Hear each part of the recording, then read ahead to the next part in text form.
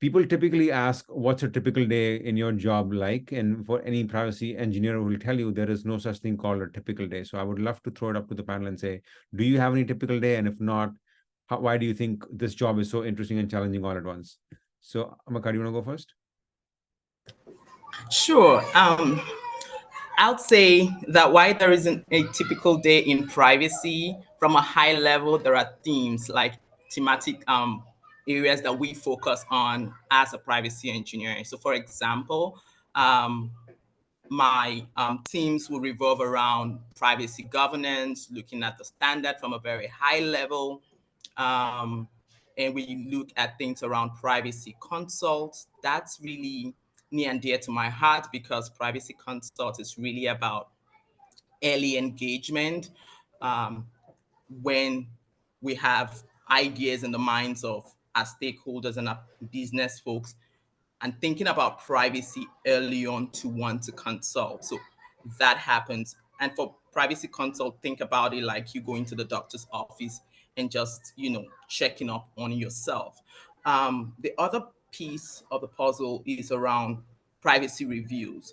So for example, you have your product requirement document, which is a PRD, and you want to build a product. So we get to review, a representation of the system to ensure that privacy controls have been embedded in them. The last piece I would probably talk about is privacy incidents. At a high level, we make promise to our customers and what we will do, the data that we'll receive.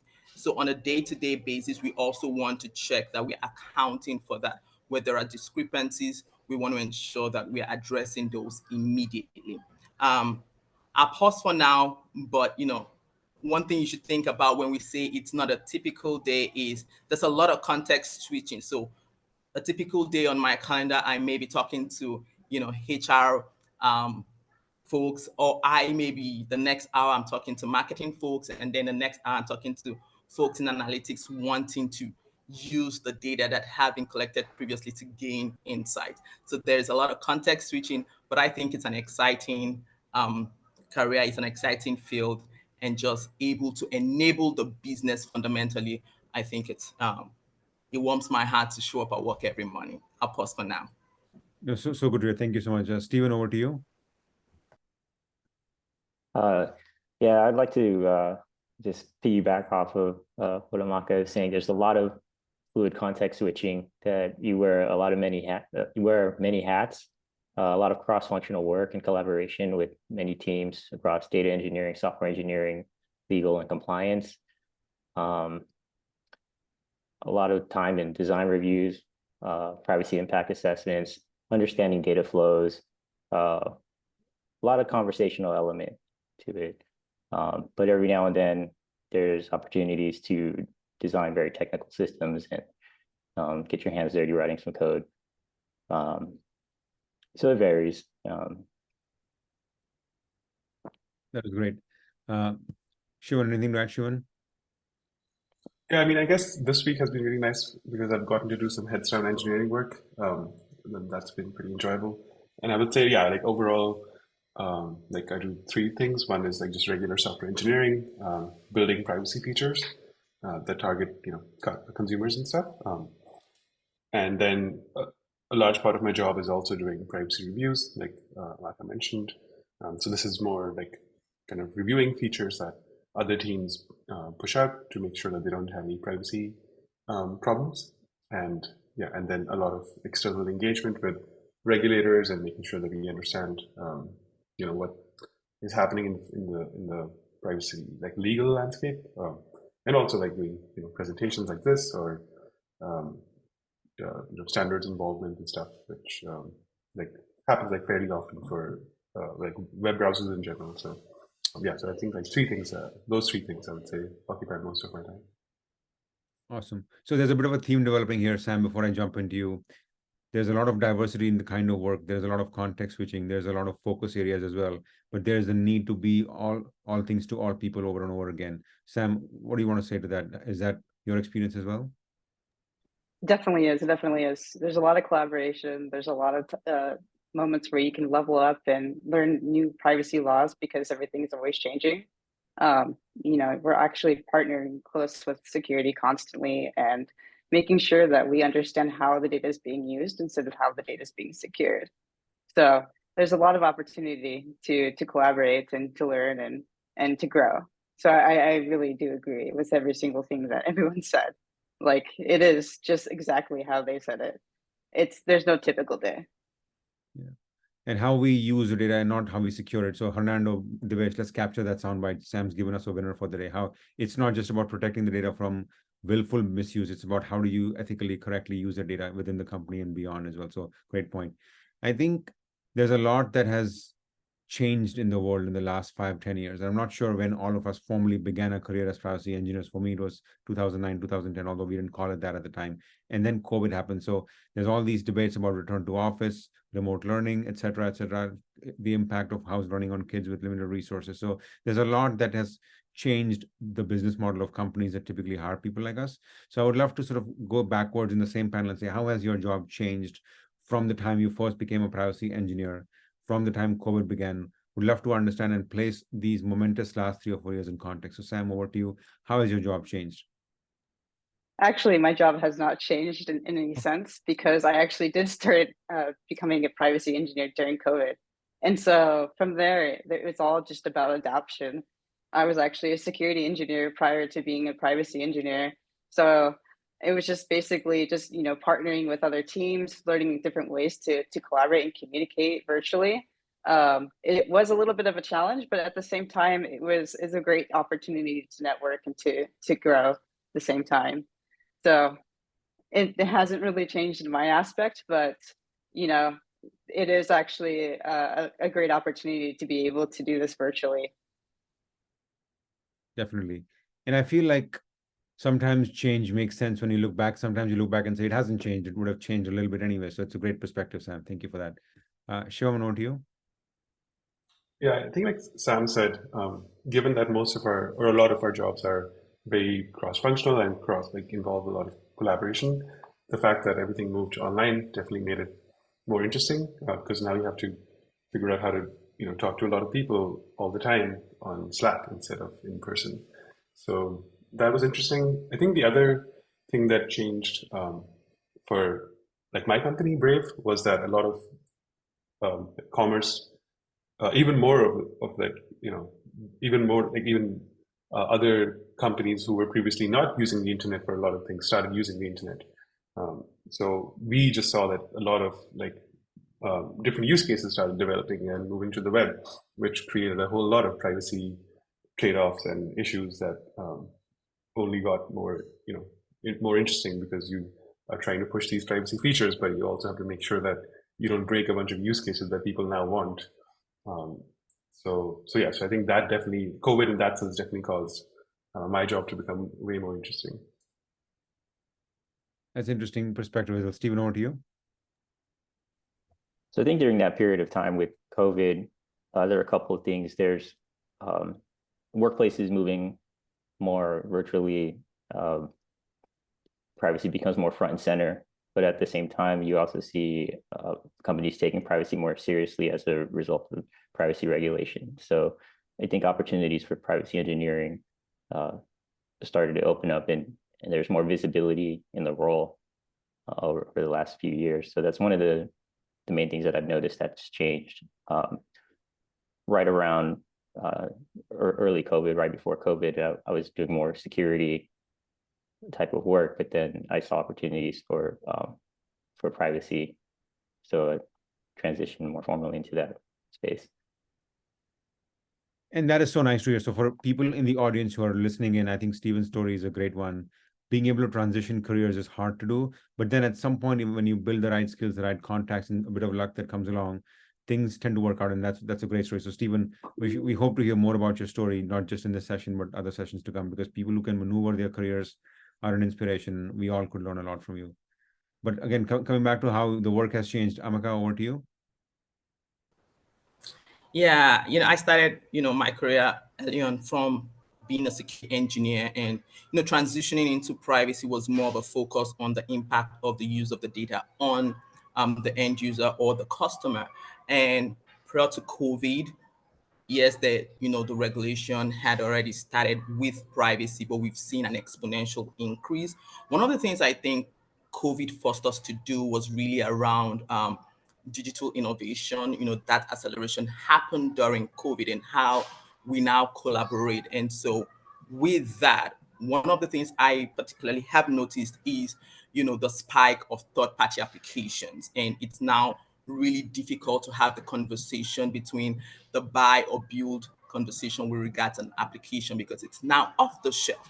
And so what that introduces to me, or as a privacy engineer, is the complexity of reviewing third-party applications, because this becomes an extension of our infrastructure, an extension of our ecosystem. And what we look at is, what is the data handling practices of our third parties that we're collaborating with? Who are we getting to partner with? Do we have similarities in how we intend to use the data? So that's one piece of the puzzle for me that I think has changed. Another thing that I think was really interesting with COVID is the explosion of training materials around privacy. And I think I, took advantage of that, just because I probably would not be able to be in person in locations where these trainings are happening. But right now it's now online, just like the masterclass that Privado, has released. So that's something I thought has changed. And thirdly, I think there's the rise of awareness of privacy enhancing technologies and how that is being used. I also believe that it's in its infancy, but with growing awareness of that and rise of collaboration with third-party organizations and even partner organizations, I think a lot has changed even during COVID and now post-COVID. The momentum is ongoing. And that is so good to hear. And I feel like a lot of this information is information that seems obvious until you actually hear somebody say it very clearly. And before I move to the next question, I want to reiterate again, Hernando has posted 2 links in the chat. The first link that begins with learn.privado.ai is the masterclass that I and others at Privado have built for this community. And the second link, which is privado.ai community, I'm just abbreviating the link myself, is a link to our community where we have thought leaders. In fact, if you have ideas on topics which we're discussing on this panel, please let us know that. If you want to join a future panel as a panelist, again, the door is open. So the community is for everybody, all learners, all stages, and we want to make the world better from a privacy perspective. So we want your voice as well. With that being said, let's talk about organizational structure. And then it's easy for people to say that I don't care who I report to. It's all about the impact. It's all about doing the right thing for the team. But there are choices to be made here, and who privacy reports into has an outcome in terms of has an impact on the outcome. So when my career began, it was a default thought that privacy engineers would report into legal. And that gave us tremendous organizational protection, because when your boss is the company's chief privacy officer, it gives you the ability to sort of be a little safer from the engineering roadmap, but it also creates a bit of a distance. And a lot of engineers don't think of us as real engineers sometimes. That's a trade-off. It's not true, but it's a trade-off. If you report into engineering, you lose the distinctiveness that privacy has. It becomes potentially merged with security in terms of how people think about it, or just compliance as well. So there are trade-offs in how the reporting structure actually works. We have a request to post the links again, so folks on the chat can please take care of that, Hernando and Devesh. But with that being said, I'm going to hand the mic back to Amaka and say, what does your reporting structure look like? Or if not your current reporting structure, what are some of the most common patterns you have seen in your career about how your reporting structure worked out? Over to you.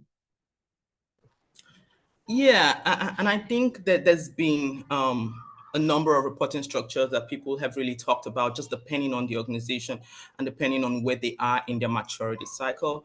Here at Cruise, what we've seen is, privacy engineering sits in engineering within security. And I think it introduces a lot of alignment and advantages for us, because we also have our privacy legal folks who report up into the legal team. But together, when we talk about privacy, we have privacy engineering and privacy legal tightly collaborating. When I talked about consult, sometimes the business comes to us for consult, and when there are legal issues, we also consult our privacy legal folks. And so that being said, I want to talk about privacy engineering just reporting into security and the sort of synergy that we see based on that. So for example, things around third-party management, we're able to leverage the solutions of managing our third party end to end, not just looking at it from a security point of view that goes first of all, because we know that we cannot have privacy without security. So when that is done, we bring in the conversation of the data used from a privacy lens. Other areas that we tightly collaborate is incident reporting, because there are privacy related incidents as a result of security incidents. So we want to ensure that there is a tight handshake, and having that proximity in the organization, I think, has been helpful. There are other things I'll just touch on two more, around log management. Of course, you need to collect some sensitive data with regards to log, but how do you manage those log and those data? Think about things around detection and alerts. Security needs it. We also need it for privacy, especially if the target asset has privacy implication or contains personal identifiable information. So from a technical point of view, having that tight integration, I think has been advantageous, to build on synergy there. I'll pause for now. Thank you again, Amaka, for the well thought out answer. Stephen, over to you. Like, what are your trade-offs? What do you have in mind in terms of different reporting structures?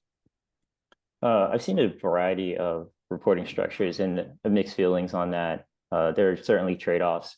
On the security side, you could be insulated from the engineering product side of the world, but if you are tightly coupled with core engineering or product, you see competition and priorities, and so that affects resource allocation and budgeting for.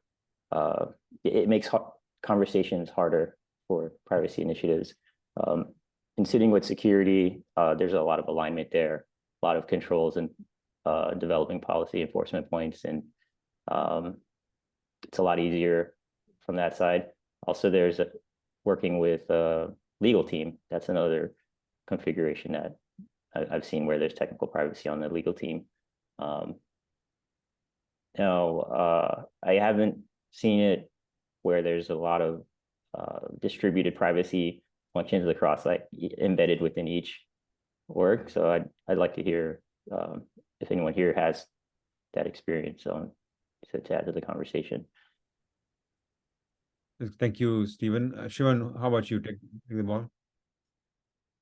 Yeah, I mean, I guess I've also seen quite a few organizational structures. In a previous company, it was we were like a privacy product team sitting in an engineering org, but as time went on, it became like pretty obvious that it was not a right fit, because we were, like you said, like because of priorities, and also because we were kind of siloed anyway. So then there was like this move towards like moving us to the legal org, which was interesting because the legal org hadn't really had an engineering team embedded before. In my current role, it's very much like a separate thing. It's the privacy org, and I guess it's still kind of interesting because it's privacy within the research org. So it's a subdivision of the research team, and I think this is mainly because we are like implementing a lot of papers that the group writes, and there's also just like novel research happening that we're implementing.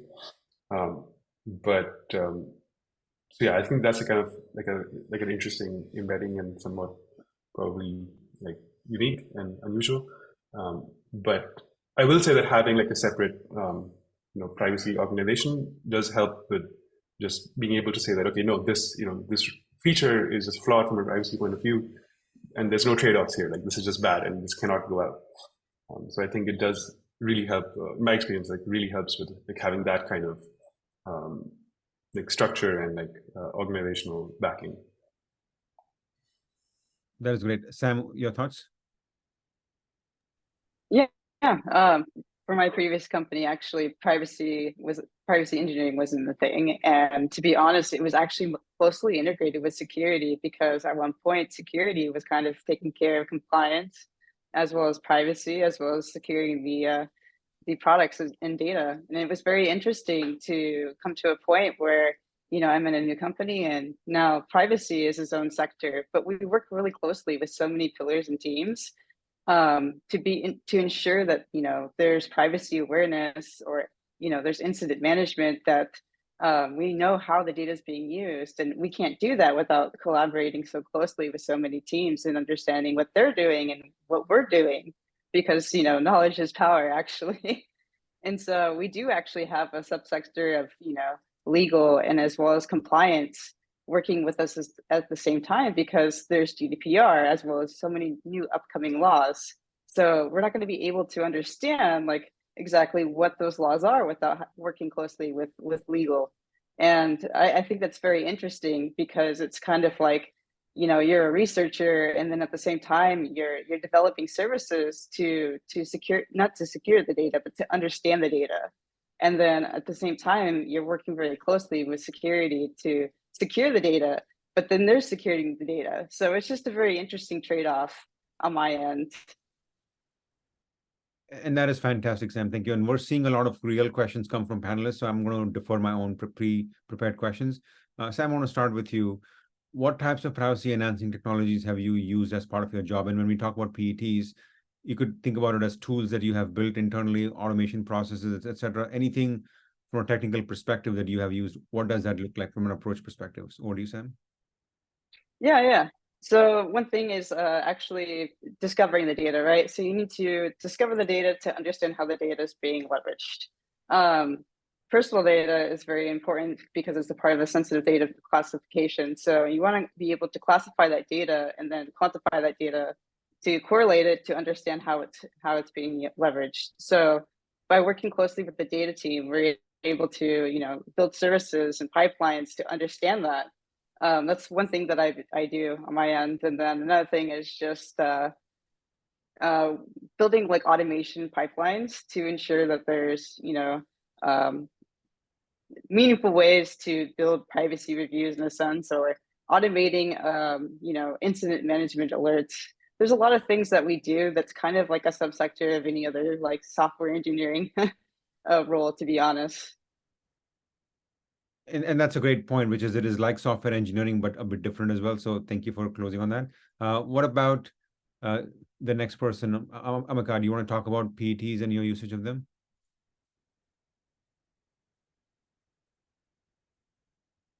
Amaka, can you hear me?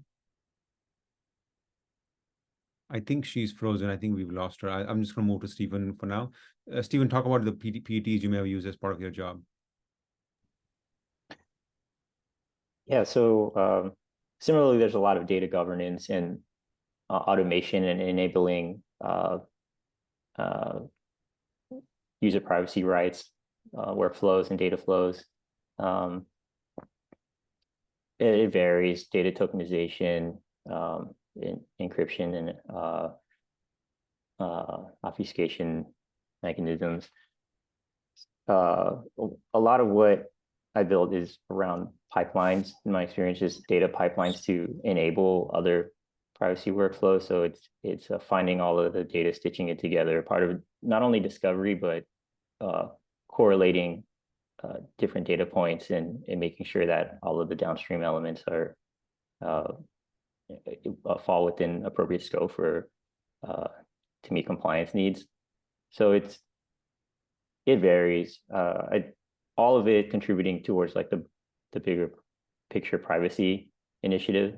So not specifically like building tokenization as a calling out privacy enhancing technology, but just more of facilitating a lot of privacy activities. Great. Shivan, over to you. Yeah, I guess the recent one that that I gave a talk on last week at Use Next Pepper is this privacy preserving telemetry system that we came up with, which the telemetry is like really important for I guess any client software, but doing that in a privacy preserving way is often challenging and interesting. So we came up with this scheme that uses Shamir secret sharing for like safely and or at least like having some kind of k-anonymity like guarantees around the data that we collect. So I think that's a good example of some of the stuff that the research team puts out, and then we work on, and we then publish a paper on, and then we implement as well. But apart from that, at a previous company, yeah, I think there's a lot of like data classification and finding the data, which is honestly pretty hard, and then using that to like service right to be forgotten requests or right to portability requests once you found that data for a specific individual. That's, I think, pretty like classic privacy engineering work. That was fantastic. Just want to catch up a little bit. So we're seeing a lot of love for you, Sam. On the people in the audience love your details. So we have a bit of a Sam fan club forming out there. Just want to share the good news.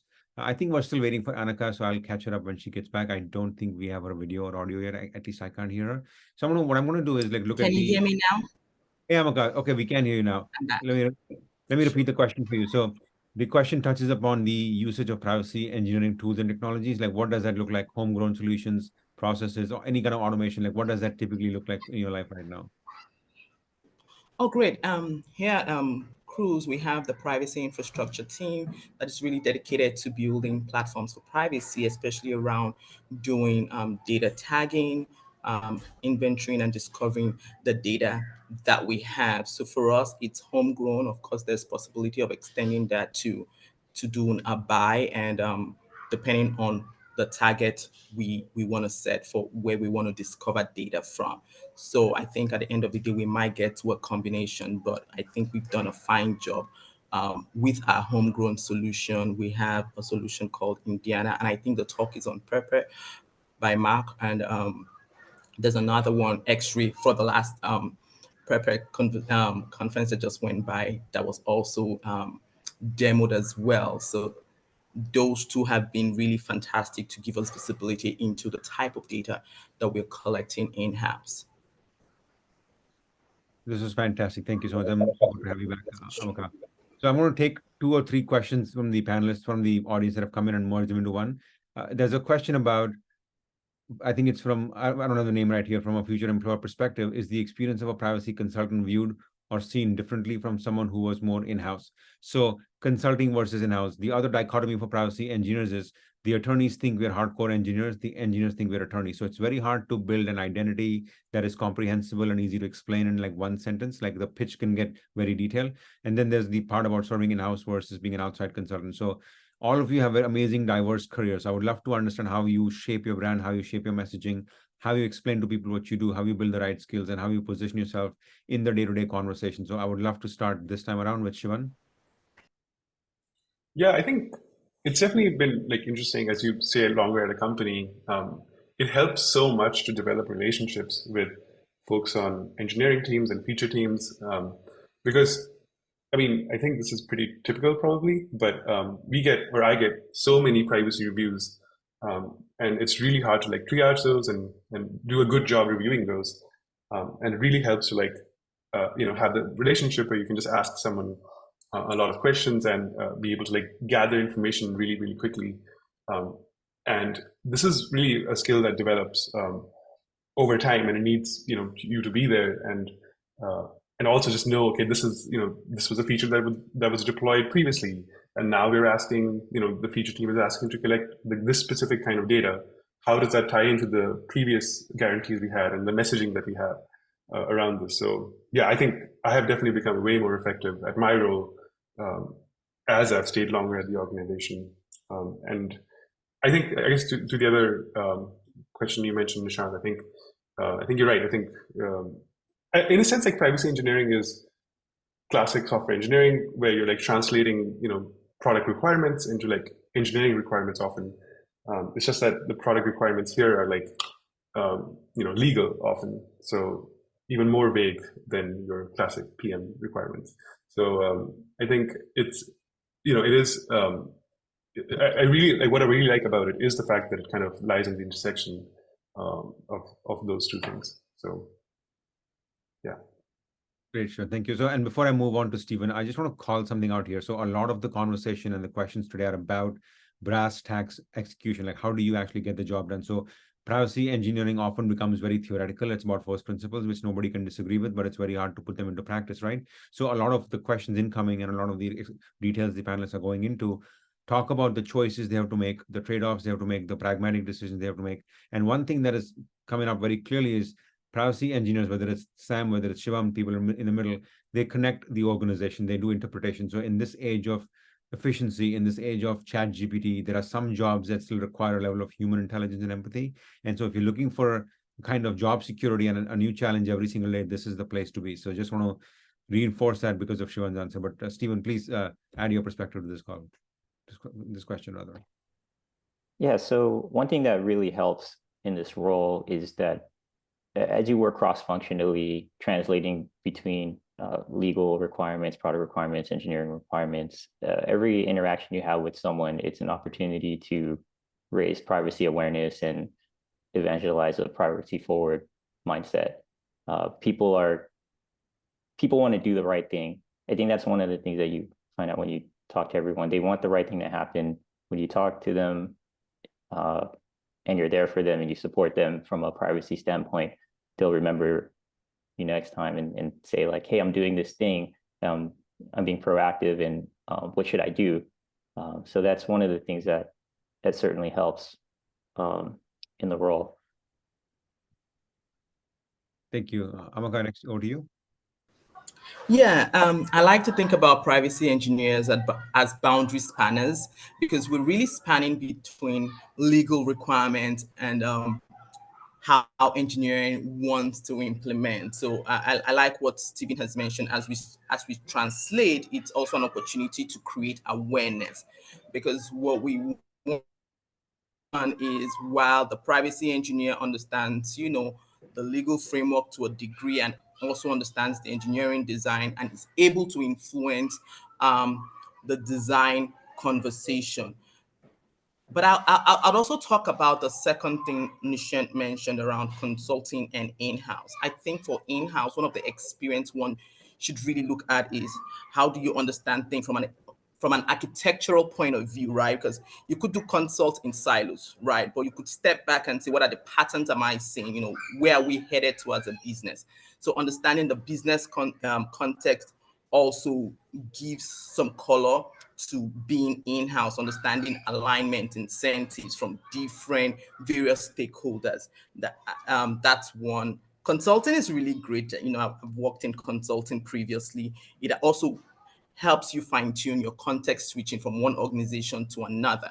And as you move from one organization to another, one of the interesting things you will find is you begin to understand new business models. Why are they doing things differently in different organizations? And when you apply that to reviews, what happens is you're also able to influence architectural design, you're also able to influence business models, because at the end of the day, we want to do things right, but we want to do things right in an optimal manner for the business and for the end users. So I think there are things we could pull and values we could bring as enablers to the business from privacy engineering. Sam, your take on this? Yeah, for me, it's all about like knowing your audience. Honestly, not everyone's going to understand exactly what I'm laying down, and sometimes I'm not going to understand what they're laying down unless providing a ton of context or little context, or kind of breaking things down in a sense that like, hey, this is the part that I don't understand, and this is the part that I would love to level up on. So without collaboration and without partnering together with other teams and kind of understanding the privacy laws too, because that's a really big aspect of it, is like, how is security going to secure the data? How is the data going to be leveraged? What are the implications? So there's a lot to it. It's not just hey, here's my high technical background, and I'm going to give you a bunch of jargon that you're not going to understand, because it's not gonna help anybody become successful. And so it is all about having empathy, and it's all about trying to get to the end goal and knowing that we're going to get to the end goal together. I think it's a really interesting aspect, honestly, being able to work with so many teams and to collaborate and like communicate together, because that's just like how you're going to continuously grow your knowledge when it comes to privacy. And a couple of things I just want to add to Sam's point, as the longer you stay in privacy, one of my cardinal points of measurement, it's not quantitative anyways, but at first you you get people to do a consult, you get people to think about privacy, and then you move to they're beginning to think about privacy and consulting you. And then you get to the point where people come to you with solutions. They come to you with three solutions. Which one do you think is optimal? And I think that is to think from a privacy lens. And I think that's a great maturity curve for an organization when thinking about the idea, they're already baking privacy features into those. So I just wanted to throw that out there. And we're getting some positive feedback for you as well, Amaka, in terms of the relationship aspect you mentioned. There's a couple of themes, folks, that come up here. First is there has been this stereotype that engineers focus on only on their OKRs, their stacks, their releases, and it's hard for them to communicate externally. So this proves that privacy engineering is a great step up, not just from a career perspective, but in terms of skill set perspective as well. You're building relationships, creating a common vocabulary, making sure that things keep running smoothly and becoming all things to all people as much as possible. So if you're looking for a role that is technically savvy, but that also spans the organization and gives you more scope, and of course, challenges your own skills, this might be a great place for you. On that note, let's go one level deeper. There's a great question from Dina about OKRs. So can you share how you prepare quarterly OKRs as privacy engineers? And this is a great question because you have the ability to define OKRs, but in privacy engineering, they depend upon partnerships and conjunctions and dependencies upon many, many other partners, right? So how do you design those OKRs? What does that process look like? I'm going to mix it up a little bit. This time I'm going to start with Stephen. You want to go first? Yeah, so depending on your organizational structure, whether you're reporting to security or product engineering or legal, you have to work with the organizational leaders to make your privacy voice heard. Make sure that the privacy initiatives are visible. So there's a lot of work in just raising the visibility, making sure that the leaders know what's going on, know what's important from a privacy perspective. And so once they're up as part of priorities and initiatives, like that, it makes things easier. But it's certainly challenging for an emerging field to get your work on the board. That's great. Thank you. Who should I call upon next? Amaka, you want to go next? Yeah, no, that's an exciting one because I like measurement.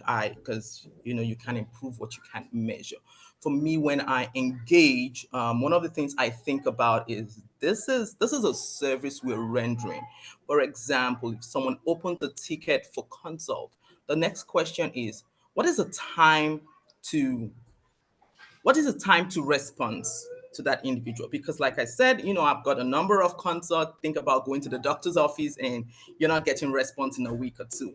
That can that wouldn't really sell to satisfaction from the stakeholders that we're serving. So what's the time to consult? But besides, that subtle measurement, when we start getting into the hardcore things, when I do a review, how much exceptions am I seeing to the standards that we have? And why are we having that exceptions? Does that imply that we should build robust standards, or the business is beginning to accept a lot of risk? So we need to look at patterns that is evolving within the reviews and the consults that we do. Another subtle thing that I like to check on is, because we have a centralized privacy team, I want to see how many champions do I have out there.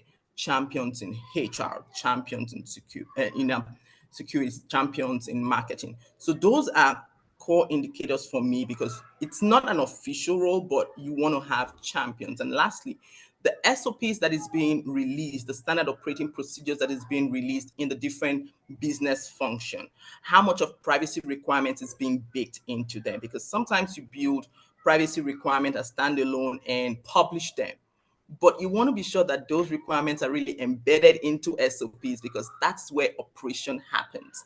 And so those are the kind of things I like, to track across the board as we mature the program. That's great. Very, very educational. I hope people took good notes. I'm sure we'll see some compliments showing up on the chat soon enough. Shivan, over to you in terms of OKR planning.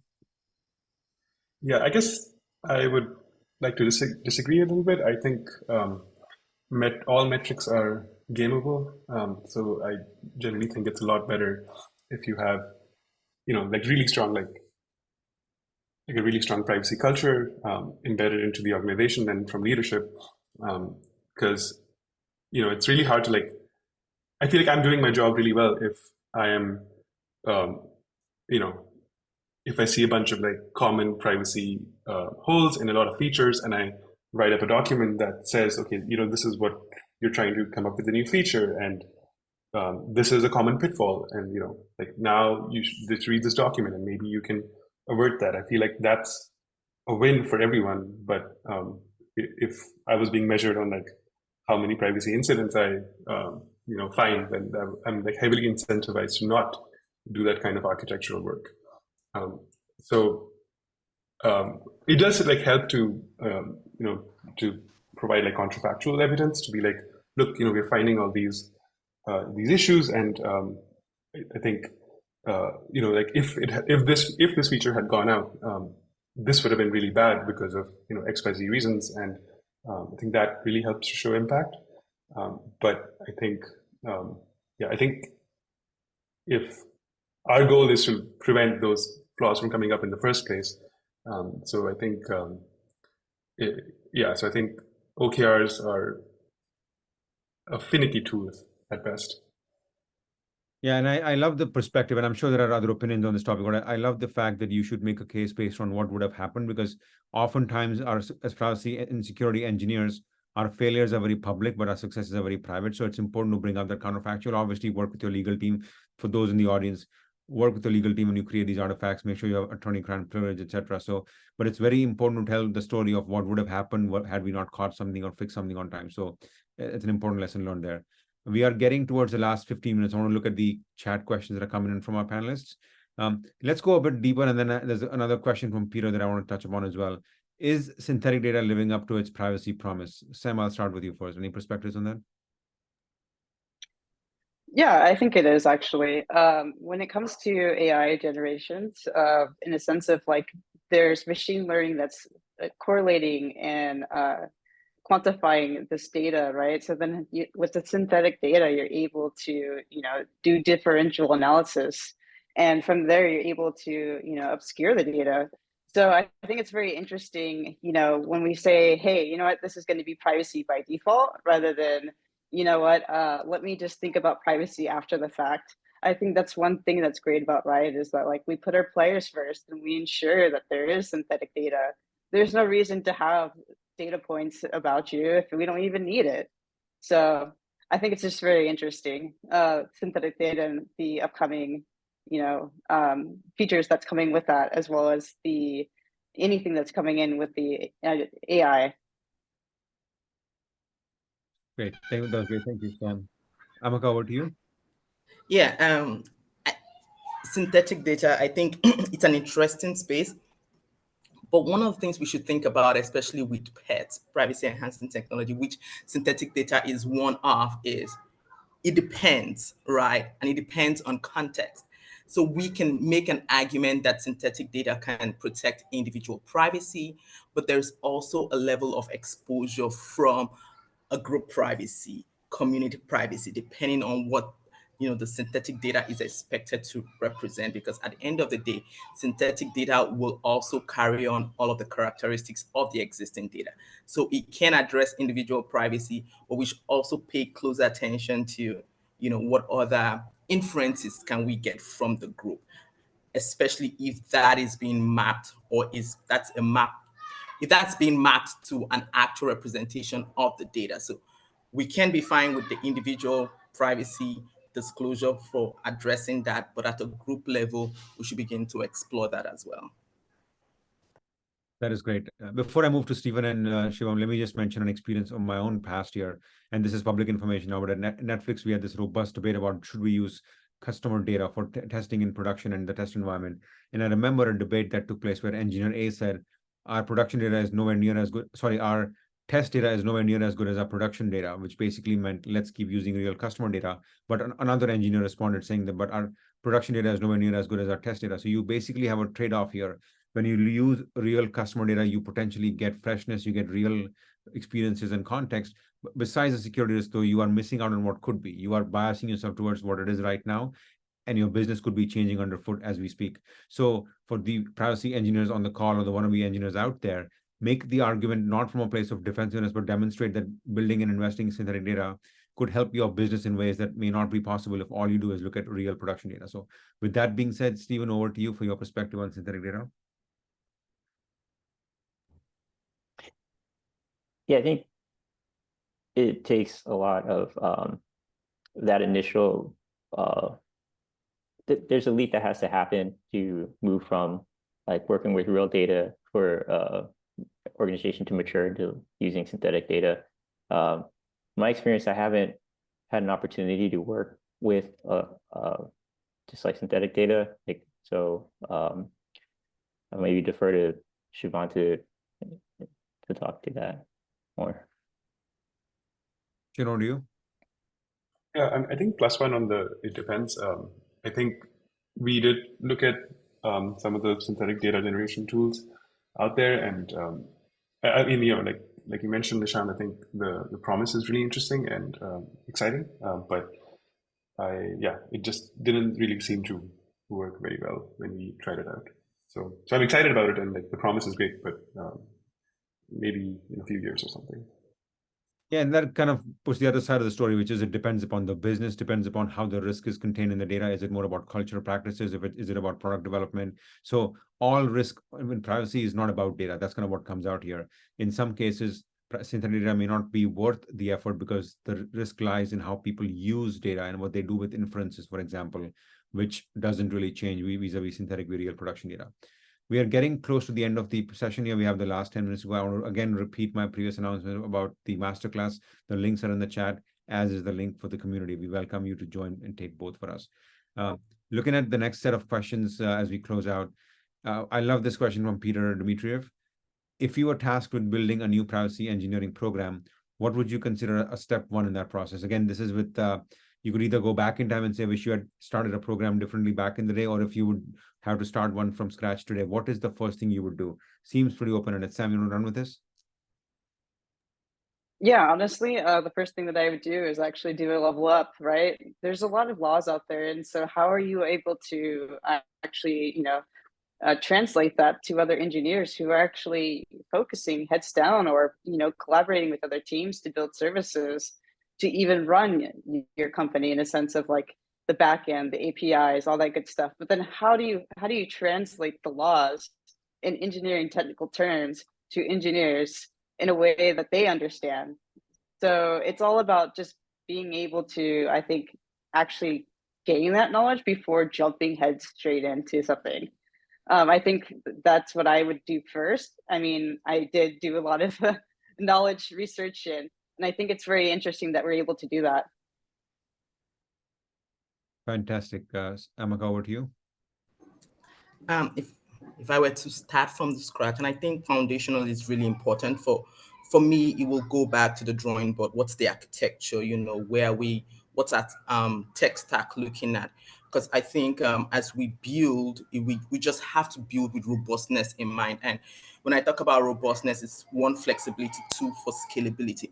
The reason I say this is because the regulations will continue to change. It's always changed. It will continue to change. And so we have to build in such a way that we can change alongside with the regulation. But fundamentally, I will start with privacy principles. It's about privacy principles. How do we want to respect our end users? Respect will not change, right? But how? And we also know that we're building because context is key and the control belongs to the hand of the user. So building in such a way that we're thinking about the end users and not making unnecessary assumptions about them, giving them the controls that they need to be able to interact and associate with the design that we are going to implement. That's one. The second thing I will do is from the ground up, visibility. Visibility is key. What touches what? Where does data flow from where to where? And just building an entire process around from ingestion of data to purging of data, the entire life cycle of data. We need to account for each point of that. And so those would be probably my three top ideas. But at the end of the day, overarching all of that with business context. Where are we going, and how can we ensure that whatever we design is enabling the business? Thank you again for the detailed answer. I'll go to Shivam next. Yeah, I think the first thing I would do is get leadership buy-in, because I feel like too many organizations think they want a privacy engineering program, but when a rubber hits the road, like they're not willing to trade that off with other things. So I think like going off of that, I also like the idea of having privacy principles. So that saying that, these are the things that we respect. And I think that really helps privacy reviewers do reviews and say that, okay, it makes it feel less arbitrary for engineers and other people pushing out features. So they're not, they know why they cannot do a certain thing.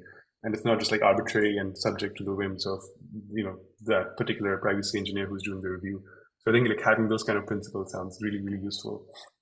And then, yeah, I think just establishing a process where like, every feature has to go through a privacy review, and this is what kicks off or triggers a privacy review. I think that's really important to get right, because like you really don't want to be in a situation where something gets pushed and ends up on the front page of New York Times, and then you're like, wait, why didn't this go through privacy review?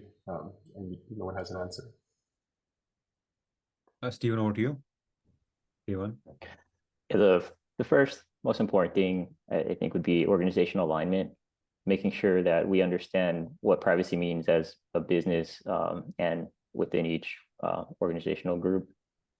From there, just make sure that we have our principles and procedures embedded in each process. So software development lifecycle, product development lifecycle. Great. So we have time for one more question, and we think of it as closing thoughts and questions all at once. Privacy engineering is becoming like nursing. There is a big shortage of nurses all across the US, but it's also very hard to get into nursing school. Privacy engineering, there's a lot of demand for it, but it's very hard to get hired because a lot of companies don't know what they're looking for, what skill sets are required. So for people on the call, people out in the community who want to get into this discipline, if each of you can take no more than like 35, 45 seconds to answer this, how does somebody get into this field? Like, what would your advice be? Sam, start with you first. Honestly, it's all about passion. You think about your end users, you think about the data, and you think about like, hey, you know what? This is what I would love to have. I would love to have my data protected. So it's all about just collaborating and working with other teams. So that's how I would get into it, is, be sure that you're going to be talking a lot and learning a lot. And honestly, just think about the end user and be like the end user in a sense when you're doing your work. Thank you. Amaka, over to you. Not to repeat Sam's point, which is great, very fundamental. The next step I'll take is really privacy engineering is really for the curious mind. You just got to be hungry to know more. That being said, I will start with the fundamental privacy principles. Do not start from the law or regulations. Start from the principles. Understand them clearly, and then you could pick one regulation to see how that is being interpreted in the principles is being translated into that.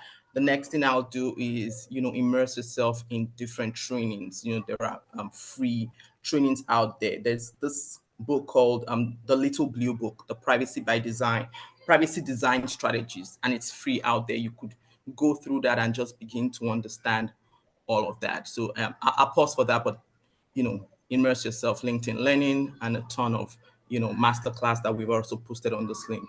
Get involved, yeah. Thank you. Stephen, and then Shivam, and we're going to be done at that. Stephen, you go next. Yeah, so if you're doing privacy functional work in an organization that is maybe resistant to or traditionally doesn't have privacy, like it's going to be harder to get into a formal privacy engineering role. So that's something to consider is as you level up your skills, as you learn more and engage more with the community here,